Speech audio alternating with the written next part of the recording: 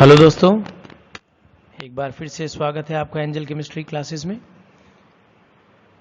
आज हम बात करेंगे combustion in flame chapter 6 class 8। In this video we will cover the whole chapter, so be with us. So we'll study combustion. Combustion is a chemical process in which a substance reacts with oxygen to give off heat. Along with the heat, it also produces carbon dioxide. Okay, so here you can see in this picture, these are the wooden pieces. When wooden pieces react with oxygen, they are burnt. Then what happens? The reaction will be coal, carbon, when reacts with oxygen to give carbon dioxide and heat. Okay, so in this process what happens? Carbon dioxide gas is produced as well as heat is liberated. So by the activity you can understand here. Take a magnesium ribbon. So this is a magnesium ribbon. Hold it with a pair of tongs and try to burn it. So what will happen? After burning, magnesium ribbon burns with bright white light. Okay, white light is produced, and after burning we will get white ash also. This white ash is of magnesium oxide.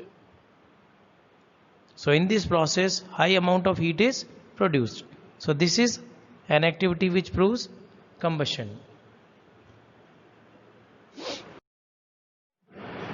Another activity, burning of charcoal. Hold a piece of charcoal using a pair of tongs. Bring it near to the burner. So here you can see this is a coal piece, charcoal. When it is burnt, what happens? Carbon dioxide gas is produced. Here you can see carbon dioxide, and heat and light is produced.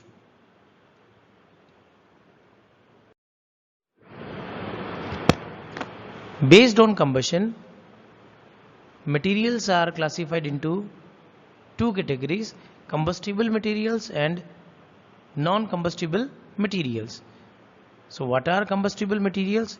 Materials which undergo combustion or burns readily are known as combustible material. जो बड़े आराम से जल जाते हैं, ऐसे materials को हम लोग क्या कहेंगे? Combustible material. Example: paper, wood, kerosene, diesel, petrol, etc. There are so many. So these materials are combustible materials. Non-combustible materials which do not undergo combustion or burn readily. जो जलते नहीं है, जिनका combustion नहीं हो पाता. Example: glass, metal, ceramics, etc. So these are non-combustible materials. Again in this picture you can see the difference between combustible and non-combustible material. Based on combustion, substance that burn easily and catches fire easily are called as combustible materials. Substance that is not capable of burning are called as non-combustible substance. Combustible material when react with oxygen to produce heat and light, while it does not react with oxygen to produce heat and light. Examples are given here: paper, cloth, wood, petrol, diesel, kerosene. These are combustible materials. So here non-combustible materials are stone, cement, soil, glass, metals, etc. So these are non-combustible materials.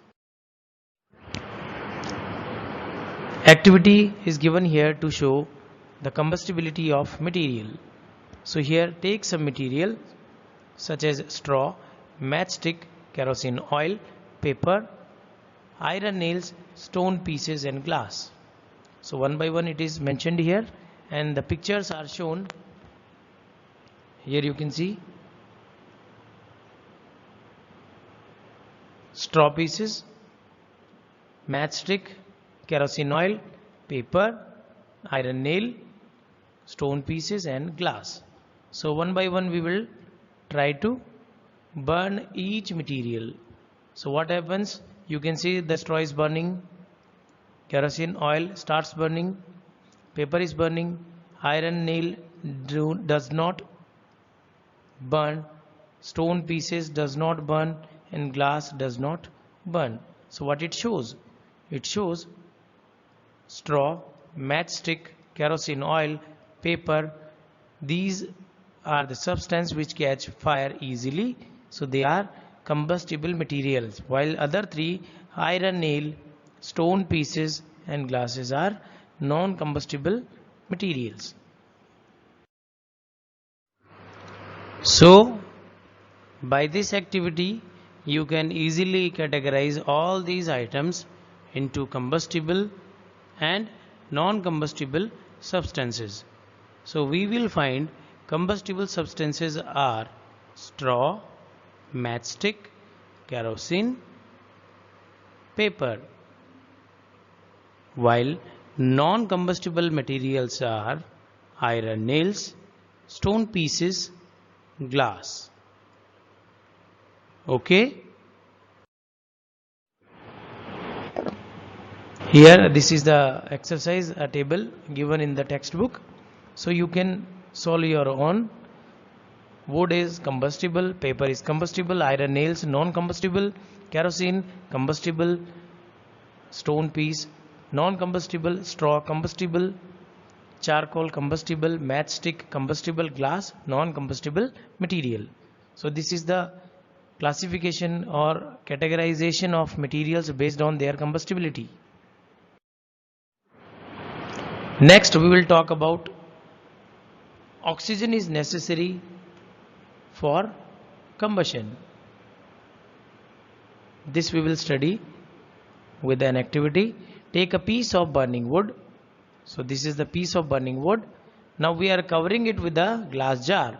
So this is the glass jar and we are covering burning wooden piece. Now observe it carefully.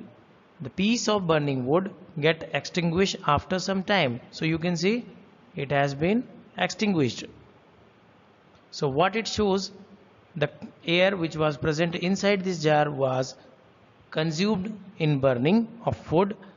When there is no air, there is no oxygen, combustion is stopped. So conclusion is, as the supply of oxygen has been stopped, combustion does not take place. So air or oxygen is necessary for combustion.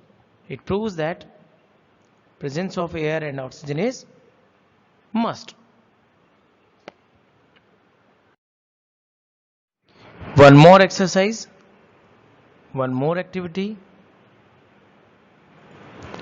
which will be on oxygen is necessary for combustion. So here you can see we have 3 candles kept here, they are burning. We are putting glass on them, inverted glass on them, in such a way that the bottom of the glass is removed. Okay. So in first test tube, here you can see 2 wooden blocks are kept and nearby the candle, and we are putting the first glass on the wooden pieces. Second, the bottom is removed and we are putting it over the candle. In third case, we will put it directly, and on that we will cover it with a glass plate. Then we will see it carefully. In first case, candle burns freely when air can enter in the chimney from below. So here you can see in first case the air will be entered from the bottom, so this will keep on burning. In case 2, second case, air does not enter the chimney from below, the flame flickers and produces smoke. So here you can see smoke will be produced in candle 2. In third case, what happens? As there is no supply of oxygen here, so immediately it will be extinguished. As whatever the air or oxygen present inside, the glass will be consumed for combustion, so there is no more air or oxygen left for combustion. So in case 3, the flame will finally goes off.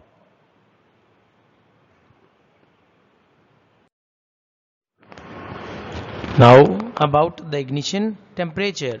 So what is an ignition temperature? Ignition temperature is the lowest temperature at which a substance catches fire. So different substances catches fire different temperature. So for each substance there is a different ignition temperature. In case first, you can see a matchstick burns by rubbing on the side of the matchbox. So here you can see this is the matchstick. When we will rub it here on the side of matchbox, it will start burning. Second, a piece of paper burns when a burning matchstick is brought near it. So it is also burning. Third, a kerosene oil we need to put to start fire in wood or coal when burning matchstick is brought near it. So directly the wooden pieces or coal does not start burning. So what happens? We have to add some kerosene in this. During extreme heat of summer, at some places dry grass catches fire from the grass. It spreads to trees and very soon the whole forest is on fire.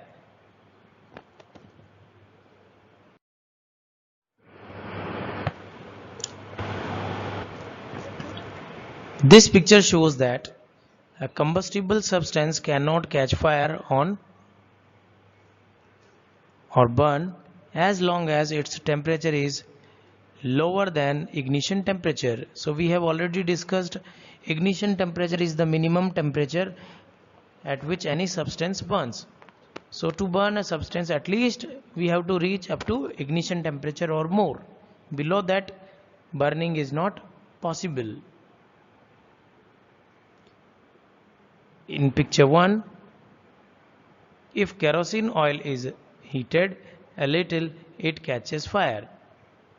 Kerosene oil and wood do not catch fire their own at room temperature. If wood is heated a little, it would still not catch fire. So here you can see the wooden block is not burnt, it will not catch fire, but here the kerosene oil catches fire. What it shows? It shows us ignition temperature of kerosene is lower than that of wood.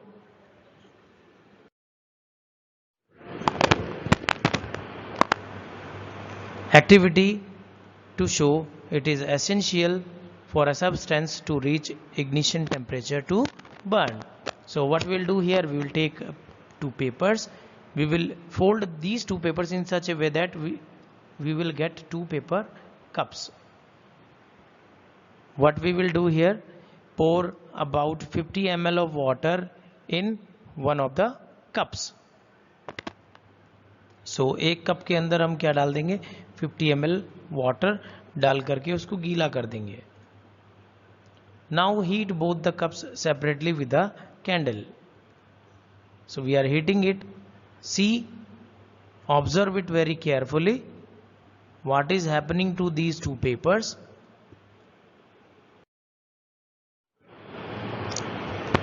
Empty cup starts burning. So here you can see the burning has been started in the cup which was empty, and here the paper cup with water does not burn and water becomes vaporized. So here you can see vapors.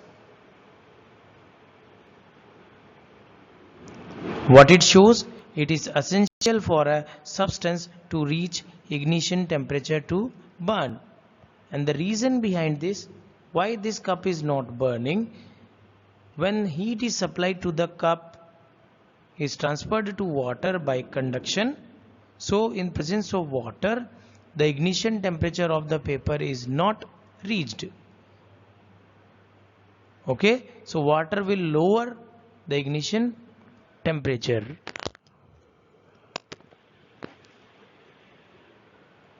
Hence it does not burn.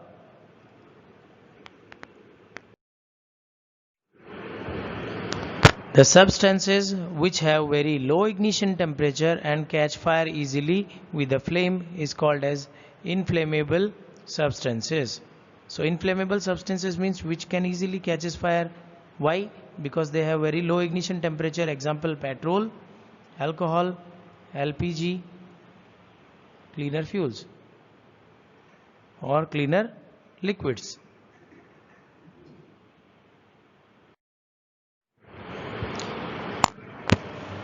So in this picture we will study about the essential requirements for producing fire. So how a fire is produced and what are the necessary conditions for producing a fire. So here you can see we have wooden pieces burning here. So to burn them we need oxygen. So presence of air or oxygen is must. Second, at least to produce a fire we should have a fuel or a combustible substance that can be burnt, that can catch fire easily. And the third thing is heat to raise the temperature of the fuel more than the ignition temperature. So these are the three things: oxygen or air, combustible substance or heat. Fire can be controlled by removing any one or more of these conditions.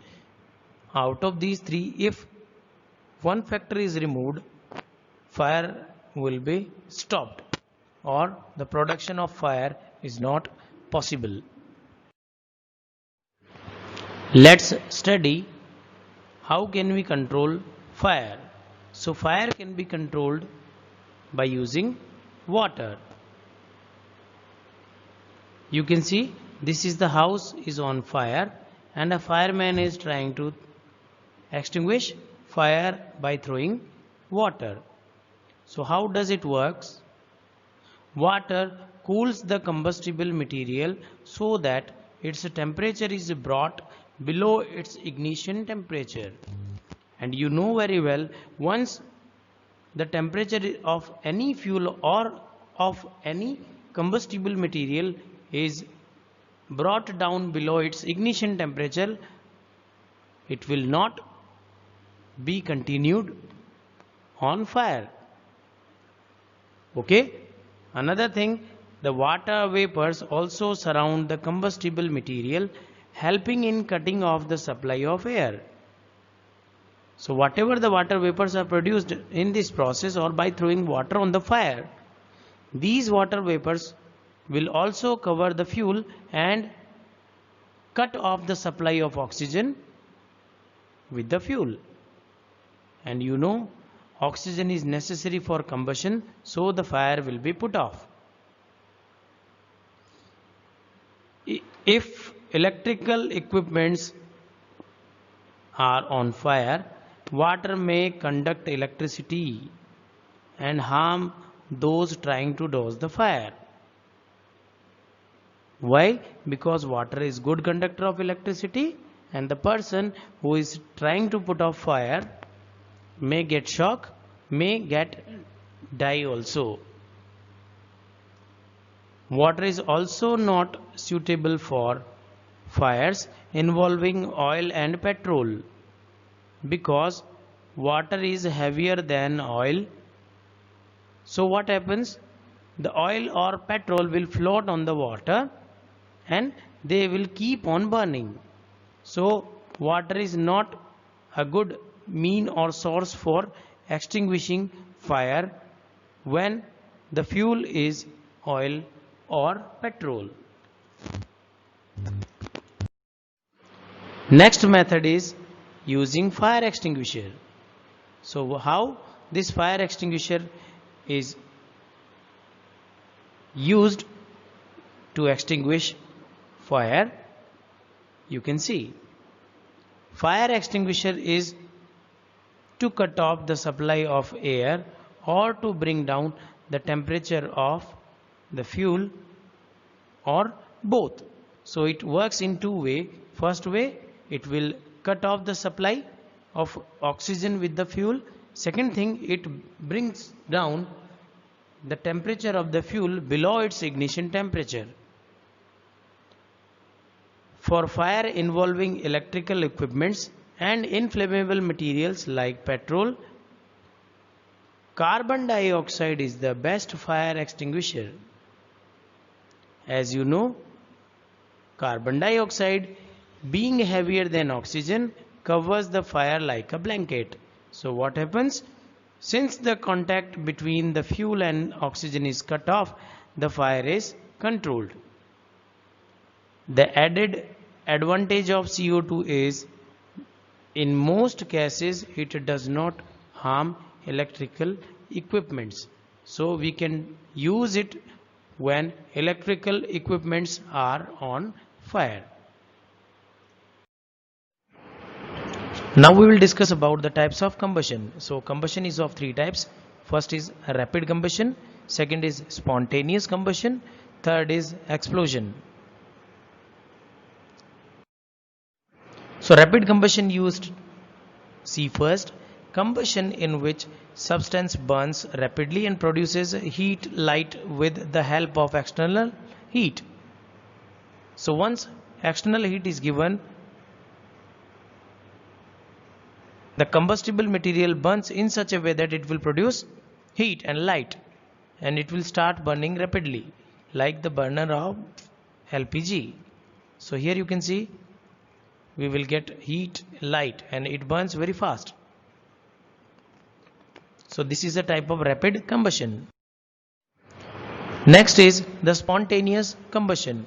Combustion in which a substance burns spontaneously and produces heat light without the help of external heat. This is the main difference between rapid and spontaneous combustion. In rapid combustion we need external heat source, but here in this case spontaneous combustion we don't need external heat source. Example, phosphorus burns spontaneously at room temperature.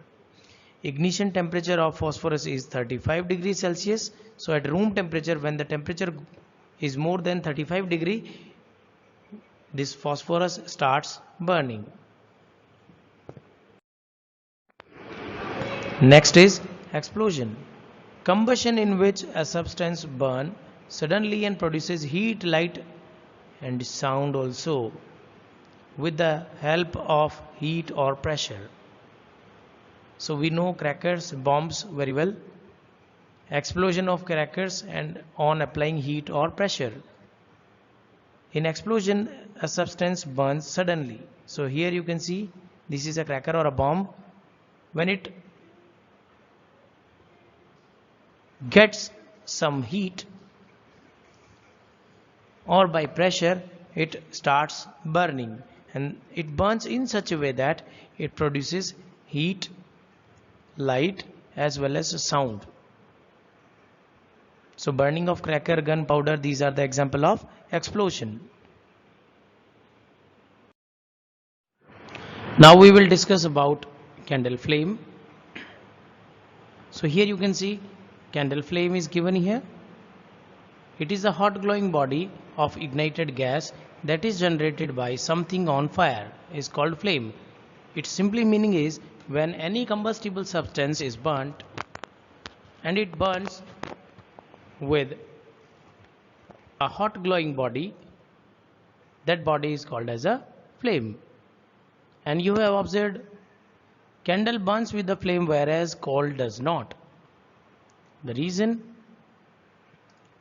first of all, you see in this picture, this is a candle flame.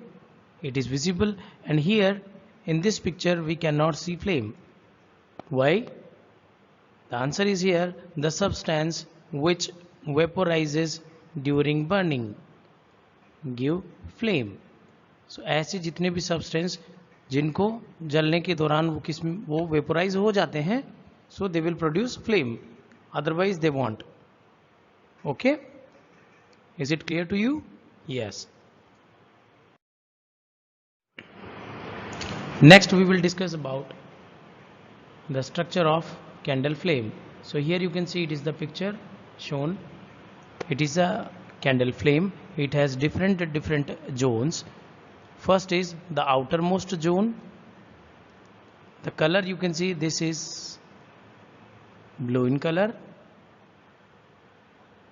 Why blue? Because of the complete combustion. And this is the hottest zone also. Okay. Next one, middle zone is the zone of partial combustion, which is yellow in color, and it is moderate hot. The innermost zone is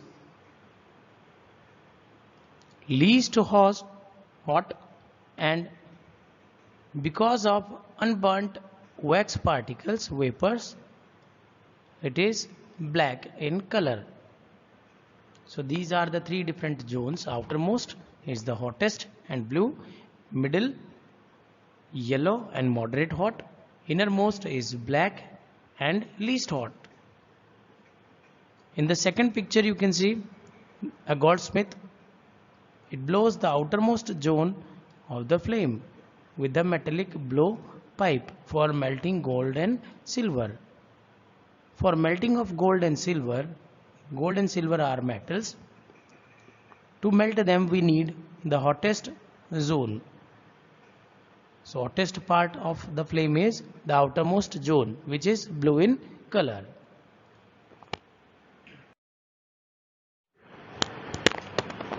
Structure of flame with an activity: light a candle. When the candle flame is steady, introduce a clean glass plate or slide into the luminous zone of the candle.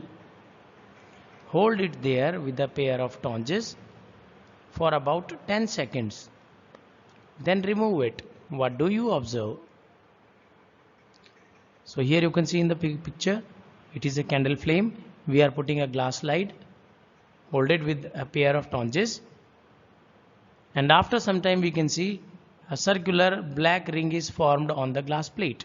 So here you can see a black ring. So what it shows? It shows unburnt carbon particles present in the luminous zone of the flame are deposited on the plate. So due to their deposition of unburnt carbon particles, we will get a ring which is black in color. Next we will discuss about a fuel. Material used to produce heat or power by burning. ऐसे जितने भी material जिनको burn करके हम लोग power generation का काम करेंगे, they are called as a fuel. Example: wood, charcoal, petrol, kerosene, etc. So many fuels are there. So which fuel can be called as a good fuel? So there are certain characteristics of a fuel. They should have high calorific value, means when they are burnt they should produce high amount of energy. Second, they should be easily available. Next, they should not create or cause any pollution. They do not leave any residue behind after burning. They should be cheap and easy to transport. And last is they should have low ignition temperature, so they can be burnt easily. On the basis of physical state, the fuel is classified into three categories: solid, liquid and gas. Solid fuels are wood, coal, charcoal, etc. Liquid, kerosene, petrol, diesel, and LPG, CNG, biogas, hydrogen gas. These are gaseous fuels. Next is the fuel efficiency. The fuel efficiency of a fuel is expressed in calorific value. Calorific value is the amount of heat energy produced on the complete combustion of 1 kilogram of fuel. So when we burn 1 kilogram of fuel, how much amount of energy is produced? That is called as calorific value, and it is expressed in kilojoule per kilogram. Kj per kg is the unit to express this calorific value. So here you can see we have so many fuels with their calorific value. So hydrogen has 1,50,000 calorific value, biogas 35,000 to 40,000 kilojoule per kilogram value of calorific value. So by comparing calorific value of the fuels, we can identify which fuel is better and which fuel will produce more energy after burning. This is all about the chapter. I hope you like it.